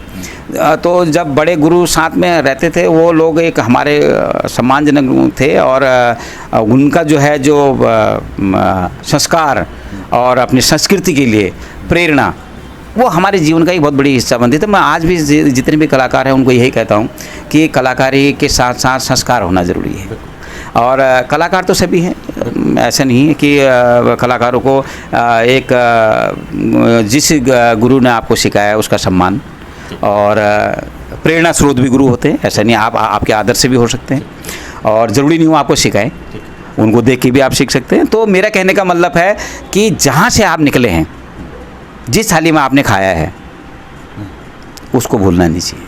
सर, हमने देखा है कि नए कलाकारों को आपने काफ़ी मंच दिया है और नए नए कलाकार आज काफ़ी बुलंदियों को छू रहे हैं, आपके मंच से वो निकले हुए हैं। और आज भी हमने देखा है कि आपको वो गुरु की तरह पूछते हैं, क्योंकि आपने गुरु परंपरा को जो है शुरुआत करी और गुरु को क्योंकि आप भी पूछते थे, तो आपके जो शागिर्द हैं वो भी आज आपको जो है गुरु मानते हैं। कैसा लगता है जब आपके शागिर्द जो है आगे निकलते हैं और बुलंदियों को छू रहे हैं, कैसा अनुभव होता है? देखो, हमारी कमाई तो वही है ना, हम लोगों की कमाई वही है कि जो ऐसे अंतर्राष्ट्रीय स्तर के कलाकार यहाँ से निकले। मेरे इस घर में, आप यहाँ जहाँ पे बैठे हैं, यहाँ पे ऐसे कलाकार जो आज जो सीख के गए हैं वो आज बुलंदी को छू रहे हैं। और उसमें काफ़ी है, जैसे हमारी माया उपाध्याय, हमारी बेटी दीपा है और कौशल पांडे है और हमारे पदम सिंह गोसाई जी हैं, द्वारिका नोटियाल जी हैं। न जाने कितने कलाकार होंगे जो इस घर से निकले हैं और जिन्होंने संजय रावत जी हैं और काफ़ी कलाकार हैं। मैं मोहनी बोला है और मतलब कितने माँ, उनका नाम क्या बोलूँ आपको, और ललित मोहन धोलाखंड, ये दुनिया भर के कलाकार इस घर से निकले हैं, इस मंदिर से निकले हैं। आपने कहा है कि सर आपको अच्छा लगता है कि नए कलाकार अगर कोई संगीत सीखना चाहता हो या अपने लोकगीतों को समझना चाहता हो, वहाँ के पारंपरिक नृत्यों को सीखना चाहता हो, वो आपसे सीख सकता है। तो क्या है सर, ये थोड़ा बताइए। मैं तो यही कहता हूँ कि मैं आज भी सेवा में हूँ और मैं अपने कलाकारों को भी यही बोलना चाहता हूँ, आप ये मत समझना कि शिवदेवन जी से नहीं जाएंगे या वो हमें हेल्प नहीं करेंगे। मैं एक छोटे से बच्चे का भी हेल्प करूँगा, जो अपनी माटी की संस्कृति के लिए जो बच्चा कुछ करना चाहेगा। मैं कोई चार्ज नहीं, कोई अपना समय नहीं, मैंने इतना समय कलाकारों को दिया। मेरे घर में इतनी भीड़ लगी रहती थी पहले कलाकारों की, तो मैं अब भी देता हूँ। मैं कलाकार की प्रतिभा देखता हूँ, सबसे पहले उसका संस्कार देखता हूँ। उसका संस्कार देखते हुए कलाकार आगे बढ़ाने वो लायक है या नहीं है, वो तो पता लग जाता है। तो आप जो है, जो कलाकार पर संस्कार होगा वो अपनी संस्कृति को सीखेगा ना, अपनी संस्कृति को, रीति रिवाज, हमारे गढ़वाली बोलिए, हमारी कुमाऊनी बोलिए, हमारी जौनसारी बोलिए। तो हमारा काम ये है कि मैं दो भाषा बोल सकता हूँ, मैं अपनी गढ़वाल की भी बोल सकता हूँ, अपनी कुमाऊँ की भी बोल सकता हूँ। तो मैंने सीखा है ना, मेरी माटी है, मैं अपनी माटी के 2-2 3-3 बोलियाँ सीख सकता हूँ। तो ये होना चाहिए, ये सीखना चाहिए। अब आप बच्चों को पता ही नहीं होगा कि इसका मतलब कि मीनिंग क्या है, तो कैसे बता देंगे गाने में क्या फीलिंग ले आएंगे। तो उनको अपनी संस्कृति अपने माँ बाप से सीखनी चाहिए और उसको भाषा भी बढ़ेगी और हमारी उत्तराखंड की संस्कृति भी बढ़ेगी। मेरा एक ही मकसद ये है कि जो भी बच्चे हैं वो अपनी संस्कृति को परख के अच्छी तरीके से मंचों पर ले जाएं, उसका फुहड़ ना करें। जिस तरह से पंजी आपने लगातार पिछले 30-35 सालों से जो है लगातार आप उत्तराखंड की संस्कृति का प्रचार कर रहे हैं, कलाकारों को मौका दे रहे हैं, साथ ही जो है रामलीलाओं के माध्यम से सांस्कृतिक कार्यक्रमों से आप जो है लगातार उत्तराखंड की संस्कृति का प्रचार कर रहे हैं। क्या लगता है कि इतने लंबे सफ़र के बाद शिवदत्त पंजी को वो पहचान मिल पाई है, या उस पहचान के हकदार आप हो पाए हैं, या उत्तराखंड सरकारों ने या आपको क्या संस्थाओं ने मान सम्मान दिया है? कहाँ आप अपने को खड़े पाते हैं आज इतने 35 साल के सफ़र में?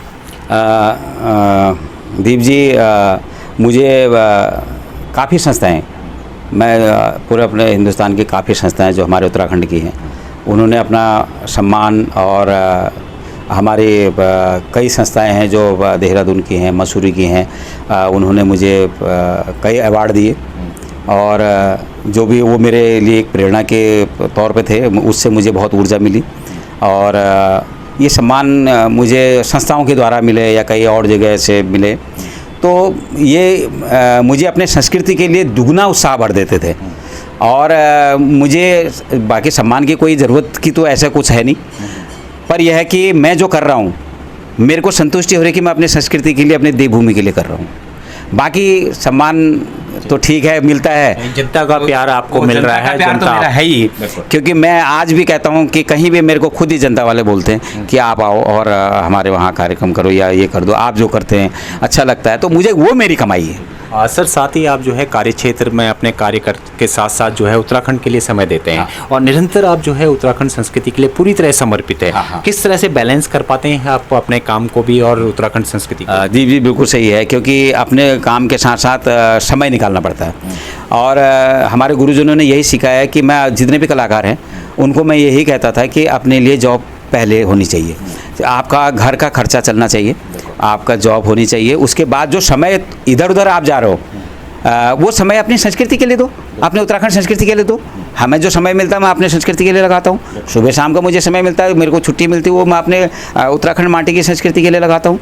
तो वो मेरे को खुद ये लगता है कि मैं अपने जितने भी कलाकार मेरे साथी जुड़े हैं उनको मैंने यही शिक्षा दी है कि आप अपना जॉब कीजिए, जॉब के साथ अपना एक संस्कृति के लिए भी काम करते रहिए। क्या लगता है सर इतने लंबे सफ़र के बाद आपके कहीं आपको राज्य सरकार हो या संस्कृति विभाग उत्तराखंड वाला हो, कहीं आपको कोई मान सम्मान या कहीं आपकी कोई मदद या कलाकारों के लिए जिस तरह से वो काम कर रहे हैं, लेकिन क्या लगता है कि धरातल पे वो कलाकारों तक नहीं पहुंच पा रहे? जो एक्चुअल कलाकार हैं जो धरातल पे काम कर रहे हैं गुमनामी में चले जाते हैं, लेकिन क्या लगता है कि राज्य सरकारें उनकी ओर ध्यान नहीं दे पा रही? एक्चुअल में उनका एक ना गठन होना चाहिए, कलाकारों के लिए गठन होना चाहिए और उनका बायोडाटा लेना चाहिए और उन्होंने कितने साल अपने संस्कृति के लिए काम किया है उनकी एक लिस्टिंग होनी चाहिए और सभी हमारे कलाकारों का एक डाटा बनना चाहिए।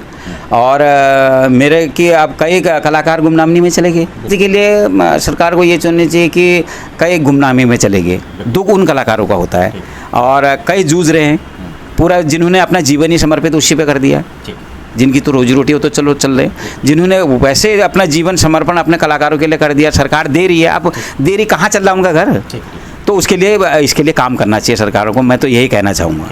साथ ही सर हमने देखा कि आपका पूरा परिवार भी जो है संगीत लाइन में है, आपकी बेटी जो है दीपा पंत इस टाइम उत्तराखंड की एक बहुत ही बेहतरीन जो है गायिका बन रही है, धीरे धीरे लगातार उसकी कई एल्बमें आ रही हैं और हिट हो रही है और नए जितने भी कलाकार आ रहे हैं वो दीपा पंत जी के साथ गाना गाना चाहते हैं, कई उसकी कैसेटें आ रही हैं, नए ज़माने के साथ वो चल के जो है अपने गीत गा रही है। कैसा लगता है जब परिवार से आपकी बेटी को वो मान सम्मान मिलता है और लोग उसकी गायकी को पसंद करते हैं? मुझे बहुत खुशी होती है कि मैंने एक पौधा लगाया और वो पौधा आज हमारे उत्तराखंड संस्कृति की सेवा करेगा। हमारे आपने देखा होगा दीपा के गढ़वाल में भी उतनी एल्बम है सुपरहिट और कुमाऊं में भी है। तो मेरा कहने का मतलब उसने दोनों भाषा, जिनके गुरुजी नरेंद्र जी नेगी जी है, हमने गढ़वाल की पूरी चीज़ें सीखी उसने और कुमाऊं से मेरे से सीखी। तो इन बच्चों से आप चाहे न्योली गवा दो या खुदेड़ गीत गवा दो, तो बचपन से सीखते हुए आ रहे ना, तो मैं कह रहा हूँ कि ठीक है, मैं उसकी तारीफ़ करना नहीं चाहूँगा, हमारे दर्शकों का आशीर्वाद है उस पर है और खूब प्यार दिया उसको हमारे उत्तराखंड ने और बेटी ने हमारे भी मान सम्मान बढ़ाया। जो मैंने मेहनत की उस पर उसने मुझे अच्छा लगा और मुझे ये लगा कि हमारा एक बच्चा उत्तराखंड के लिए, बेटा भी हमारा जो है संगीत विशारद है तबले से, तो ये दोनों ने जो है अपने संस्कृति के लिए बहुत काम दिया, मेरा हेल्प किया और मैंने अपने उत्तराखंड संस्कृति का हेल्प। कोई दीपा का आपको कोई गीत याद आ रहा हो या कोई गाना याद आ रहा हो जो आपका मनपसंद हो और आपके दिल को छूता हो, दीपा द्वारा गाया गया कोई ऐसा गीत जो आपके बिल्कुल दिल के करीब हो? अभी मेरे दिल के करीब उसका एक एल्बम अभी आने वाला है और उसने जब विदाई का टाइम हुआ तो मेरे आंखों में आंसू थे और बेटी पराये धन हो जाती है और फिर हमारा अधिकार कम हो जाता है। तो जो जेब झूले के गोदी में खिलाई खिलकियो बजू में के बिरानो बनाई, मैं ते की याद आली हिया भरी आलो, कहनी दुख सुख कहनी लगलो, बारे त्योहारी होनी मैं बुलाने रया, जो इज बजुले मके गोदी में खिलायो।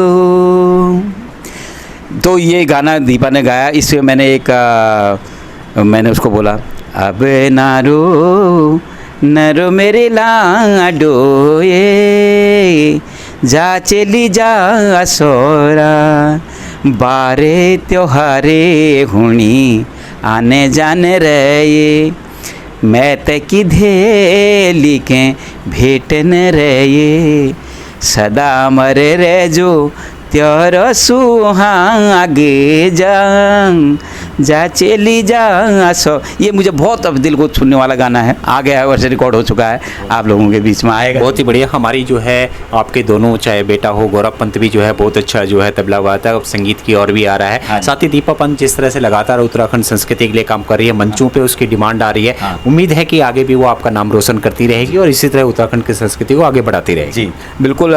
जैसे वो अभी कई मंचों पे गा रही है और उसने जो है दूरदर्शन की तरफ से इतने बड़े मंच पे जो मुकेश जी के सुरीले सपने में उसने गाया, वो मेरे लिए बहुत बड़ी वो थी। और फिर सर, जिस तरह से आज के नए बच्चे आ रहे हैं, युवा पीढ़ी आ रही है, फ्यूजन्स कर रही है, मसअप कर रही है, यूट्यूब्स पे और सोशल मीडिया पे पूरे छाए हुए हैं और उत्तराखंड के संस्कृति को आगे बढ़ा रहे हैं, लगातार उनको फॉलोअर भी मिल रहे हैं, लोग उनको पसंद भी कर रहे हैं। किस नज़र से देखते हैं आप? नज़रिए से ये देख रहा हूँ कि आज जो समय आगे बढ़ रहा है और आज लोग, जो नए जनरेशन आ रही है, नई जनरेशन सुनने वाली भी वो फ्यूज़न को इनको पसंद कर रही है।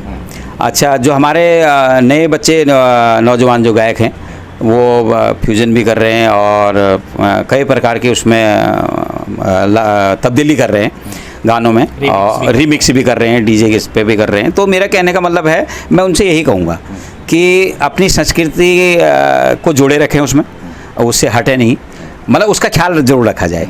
और ऐसे में कि हमारे संस्कृति का वो ना हो, और उसको जो नए बच्चे हैं वो उसको ध्यान में रखें, और ये भी ज़रूरी है और आजकल के ज़माने के हिसाब से, और वो जो अपनी अतीत भी ज़रूरी है।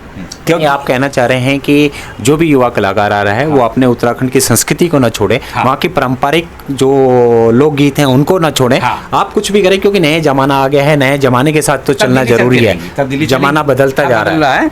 तो मेरा कहने का मतलब यही है कि जो अपनी चीज़ें हैं, जो हमारे पुराने विरासत में जो चीज़ें थी वो हट जाएंगी, तो हम सब अपने संस्कृति से ही हट जाएंगे ना।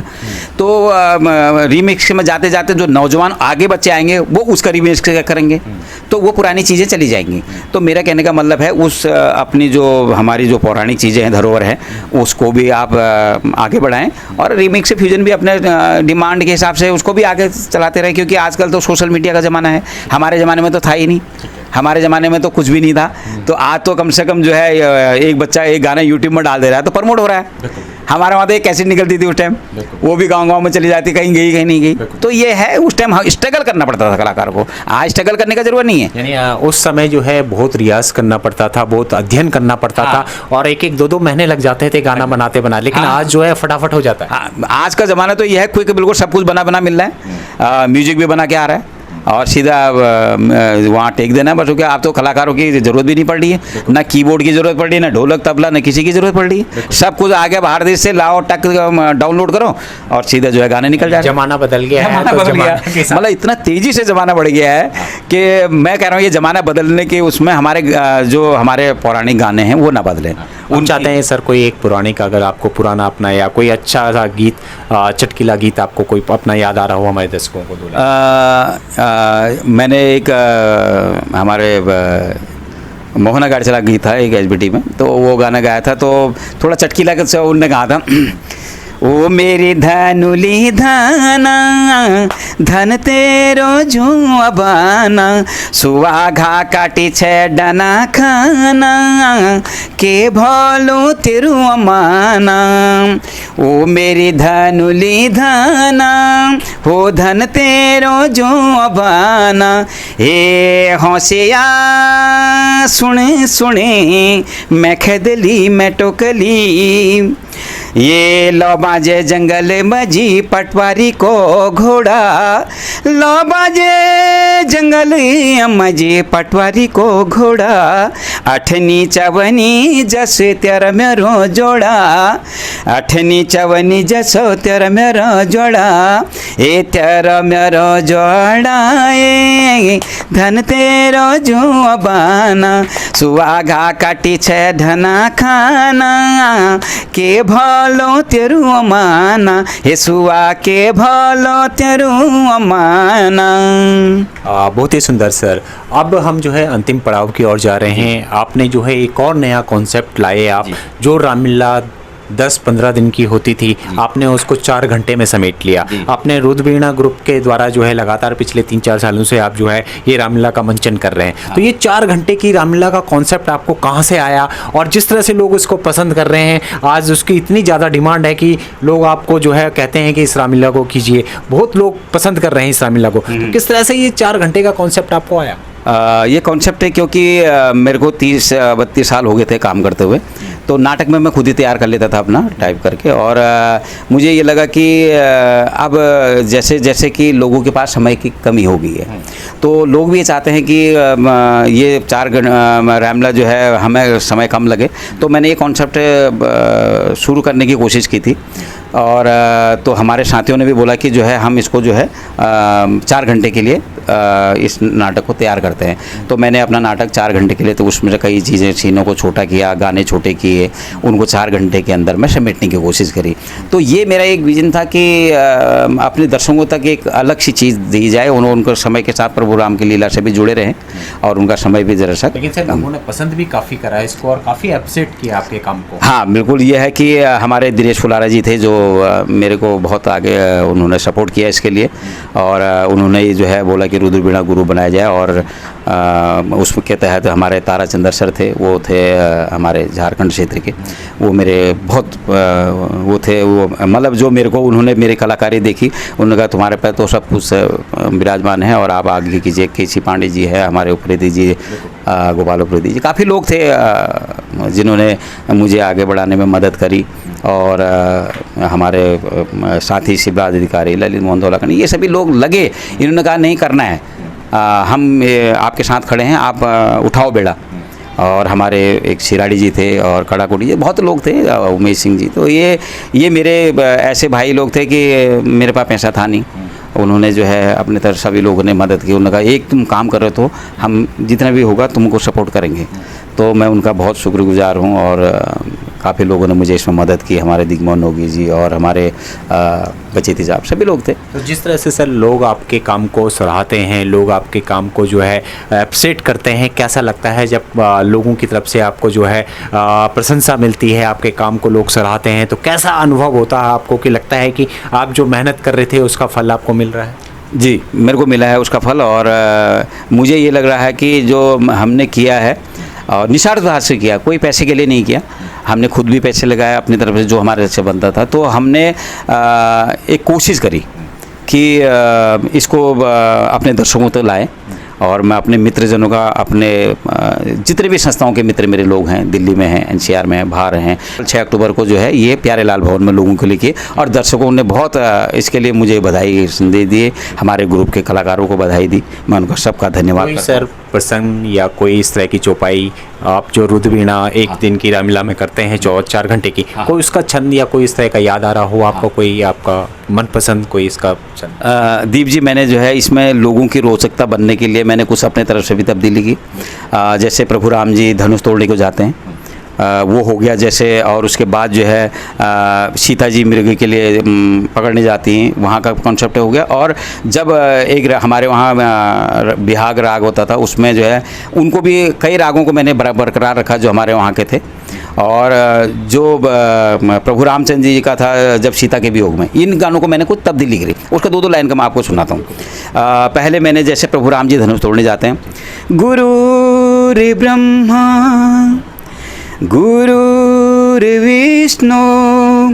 गुरुर्देवो महेश्वरा गुरुर्साक्षात् परब्रह्मं तस्मै श्री गुरुवे नमः।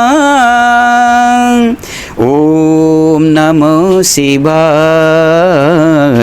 ओम नमो शिवाय, नमो शिवाय, ओम नमो शिवाय। ओ शिव शंकर के बहुत पुराने धनुए, शंकर जी के बहुत पुराने धनुए, तुझको प्रणाम मेरा कहता है राम तेरा, रखियो रे लाज आज मेरी सभा में, रखियो रे लाज आज मेरी। हो शंकर जी के बहुत पुराने धनुए, तूने ही धनुए रण में शत्रुओं का नाश किया, तेरे ही कारण धनुए ऋषियों ने तप किया। धनुआ महान है तू, सीता की शान है तू, धनुआ महान है तू, राजा की आन है तू, रखियो रे लाज आज मेरी सभा में, रखियो रे लाज। प्रभु राम जो है धनुष का भजन करते हैं। ऐसे ही जब सीता जी जो है, मेरी बेटिया ने उसको गाने को बहुत अच्छी तब्दीली से गाया, दीपा ने। सुनो सुनो हे बन प्रिय प्राणी, सुनो सुनो हे बन प्रिय प्राणी, हे मृगी चोनो मत भागो, आज सिया के हृदय से लागो, है तुम से प्रीत पुरानी, सुनो सुनो हे बन प्रिय प्राणी। ये तब्दीली की। उसके बाद एक गाने में और तब्दीली की। प्रभु राम जी जो है सीता को जो कुटी में ढूंढने आते हैं। हे खग हे मृग हे भ्रमरी वृंद, मेरी उजड़ गई तकदीर, सिया प्यारी किधर गई, सीता प्यारी किधर गई, तुझे ढूंढूं कहाँ मैं, मेरी सीते प्यारी सीते, इस बन में क्या उस बन में, चलते चलते छाले पड़े हैं, इस पग में और उस पग में, अब रहूँगा कैसे मैं जीता सीते, इस बन में क्या उस बन में। बहुत ही बढ़िया सर, आपने जो है मैं श्री राम के दर्शन करा दिए और लगता है कि प्रभु राम की कृपा आप पे बिल्कुल है, क्योंकि उसका जीता जागता उदाहरण जिस तरह से हम आपकी गायकी में देख रहे हैं, आपके सफ़र में देख रहे हैं, कहीं ना कहीं ज़रूर लगता है कि श्री राम का आशीर्वाद आप पे बिल्कुल बना हुआ है। सर हम चाहते हैं कि जाते जाते आपकी एक नई एल्बम आई है कृष्ण भजन, जो लोग बहुत पसंद कर रहे हैं और काफ़ी अच्छी कैसेट चल रही है, वो जाते जाते हमारे दर्शकों को अगर आप उसके दो सब सुना दें तो बहुत ही बिल्कुल। मुझे भी मैंने वो जल्दीबाजी में वो गाना बनाया और जन्माष्टमी का समय था। देना है ये जया मेरा कृष्ण भगवाना, ये तेरी नौसुरा मुरली बाजी, ये वृंदावन माजा, बजोनी बांसुरी बजोनी बांसुरी, मेरा द्वारिका नारायण मधुबन माँ, खेलनी गिनुआ, मेरा द्वारिका नारायण वृंदावन माँ, बजोनी बांसुरी, मेरा द्वारिका नारायण मधुबन माँ। मथुरा में जन्म लियो नंद जू दुलारा, माँ यशोदा को प्यारो छे मोहन मुरली वाला। मथुरा में जन्म लियो नंद जू दुलारा, माँ यशोदा को प्यारो छे मोहन मुरली वाला। नाग को नथैया मेरा बाला भगवाना, बिंद्रा बने माँ खेलनी गिनुआ, मेरा द्वारिका नरेणा मधुआ बने माँ। बजोनी बांसुरी मेरा द्वारिका नरेणा, बिंद्रा बने माँ, बिंद्रा बने माँ, बिंद्रा बने माँ। बहुत ही सुंदर सर भजन आपने सुनाया। हमें उम्मीद है कि दर्शकों को भी ये आपका नया एल्बम पसंद आएगा और निरंतर आप जिस तरह से उत्तराखंड की संस्कृति के लिए काम कर रहे हैं इसलिए निरंतर करते रहें और आगे भी जो है हमें उम्मीद है कि आप अच्छे अच्छे गाने जो है हमारे दर्शकों को देंगे। और फिलहाल लेते हैं सर आपसे विदा हम। आज का हमारा कार्यक्रम यहीं समाप्त होता है। आप हमारे कार्यक्रम में आए इसके लिए आपका बहुत बहुत धन्यवाद। मैं सभी अपने दर्शकों का बहुत बहुत धन्यवाद करना चाहता हूं जिन्होंने अपना प्यार प्रेम दिया। और दीप जी, मैं आपका भी बहुत बहुत धन्यवाद करना चाहता हूं। और जैसे हम संस्कृति के लिए काम कर रहे हैं और आप मीडिया के माध्यम से हमारे जो कलाकार जो गुमनामी में भी चले गए, जिनको एक पहचान और जो मन से एक उनको अपने तरफ से उन्होंने कितने वर्ष अपने कलाकारी की लाइन में दी है, उनका जो है एक डाटा इकट्ठा कर रहे हैं। और दिल्ली एनसीआर में आपकी मुहिम को मैं धन्यवाद देना चाहता हूं। और आप जो है हमारे उत्तराखंड की संस्कृति और हमारे उन कलाकारों को खोज के ला रहे हैं जो जिनको जो कई लोग भूल भी चुके थे उनको, और उनका भी मैंने डाटा आपके उस समय से देखा है और ये बहुत सराहनीय कार्य है। मैं भगवान से प्रार्थना करता हूँ कि आप उनका आशीर्वाद प्रभु राम जी का बना रहे और आप निरंतर अपनी संस्कृति और अपने काम कार्य क्षेत्र के बावजूद भी आप समय निकाल के अपने कलाकारों के लिए निकाल लें। सभी कलाकारों की तरफ से आपका बहुत तहे दिल से मैं हार्दिक आभार और धन्यवाद करना चाहता हूँ। आज हमने आपकी मुलाकात कराई शिवदत्त पंत जी से। उत्तराखंड के लोक गायक हैं और लगातार पिछले 30-35 सालों से वो उत्तराखंड संस्कृति के लिए काम कर रहे हैं। बहुत ही बेहतरीन काम कर रहे हैं और लगातार निरंतर अभी भी वो जो है नए कलाकारों को मंच देते हैं। एक सराहनीय काम है। हमें उम्मीद है कि इसी तरह वो निरंतर अपने मंचों के द्वारा, रामलीलाओं के द्वारा लोगों का, दर्शकों का जो है उत्तराखंड संस्कृति से रूबरू कराते रहते हैं। फिलहाल आज का हमारा कार्यक्रम यहीं समाप्त होता है। अगले एपिसोड में फिर हम किसी और उत्तराखंडी हस्ती से आपकी मुलाकात कराएंगे। तब तक हमारे सहयोगी गोविंद कोहली और मेरे को दीजिए इजाज़त। अगले कार्यक्रम में फिर से होगी आपकी मुलाकात हमारे साथ। तब तक दीजिए हमें इजाज़त।